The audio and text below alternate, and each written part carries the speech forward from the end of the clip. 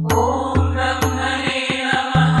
ओम ब्रह्मणे नमः। ओम ब्रह्मणे नमः। इधर जब श्रीकांत महात्मा जी के पास आया था तब महात्मा जी ने उसका स्वागत सत्कार अपने होने वाले दामाद के रूप में किया था।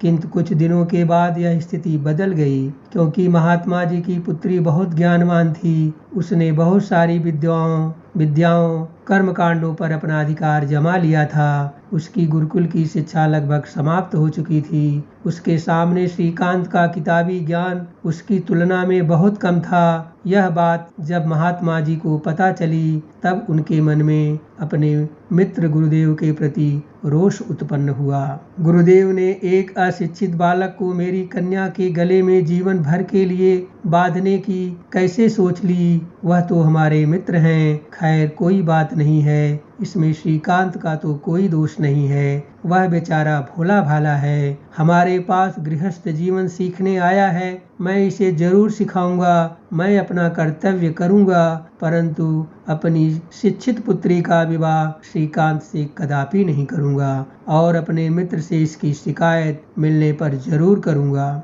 महात्मा जी की कन्या ने जब श्रीकांत से कई सूत्रों के विषय में पूछा तो श्रीकांत उत्तर नहीं दे सका था, तो उसके भोलेपन को देखते हुए महात्मा जी की पुत्री ने उसे अपने बड़े भाई के रूप में स्वीकार कर लिया। श्रीकांत के व्यवहार में बड़ी शालीनता थी। वो उसके साथ भ्रातृत्व भाव से रहने लगी। उस दिन जब महात्मा जी श्रीकांत को उपदेश करते हुए बता रहे थे कि इस संसार में 3 प्रकार के लोग होते हैं, इसी तरह से पुरुषों का भी 3 स्तर है। प्रथम स्तर पुरुष जो कि वाल्मीकि का मानस पुरुष दशरथ पुत्र श्री रामचंद्र जी जैसा है, जो त्रेता युग में संभव हुआ था, किंतु कलयुग में वैसा एक प्रेरणा भर ही है। इसलिए हम मध्यम पुरुष की बात करेंगे।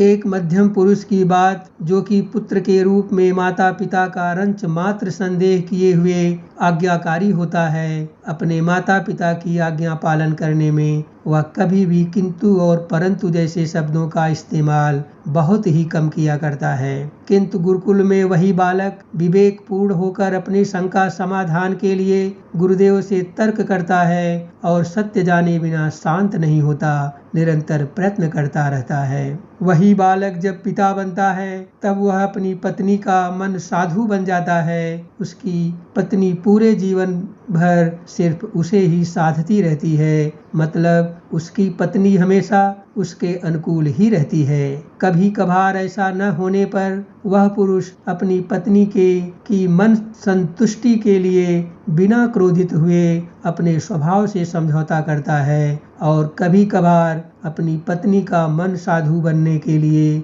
उसे कुछ लंबे समय तक भी इंतजार करना पड़ता है, जो वो धैर्य पूर्वक करता है और उसके मन को साध कर एक चित्त करता है और अबला को सबला बनाकर अपने जीवन के बहुत सारे लक्ष्यों को उसके सहयोग से अपनी इच्छा अनुसार आसानी से प्राप्त कर लेता है। और जब वह पिता बन जाता है तो वही सबला पत्नी अपनी संतान को उसकी लगभग 10 वर्ष की आयु तक अपनी सूझ से उसे उसके पिता का विषय बोध करा के उसके समतुल्य अनुकूल मर्यादित आचरणवान बनाकर उसे प्रदान करती है। तब वह पिता अपने पुत्र या पुत्री को शिक्षा सुपात्र बनाकर उसे गुरु को समर्पित करता है।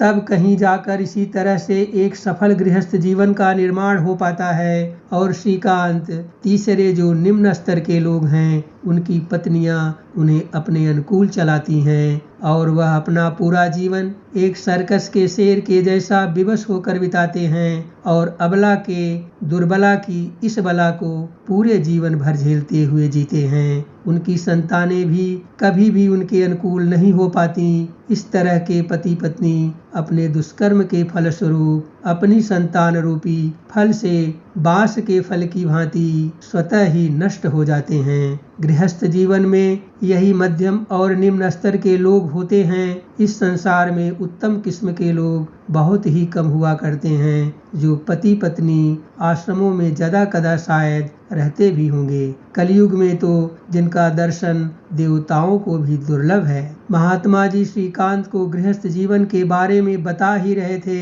कि गुरुदेव पहुंच जाते हैं और फिर ओम ब्रह्मणे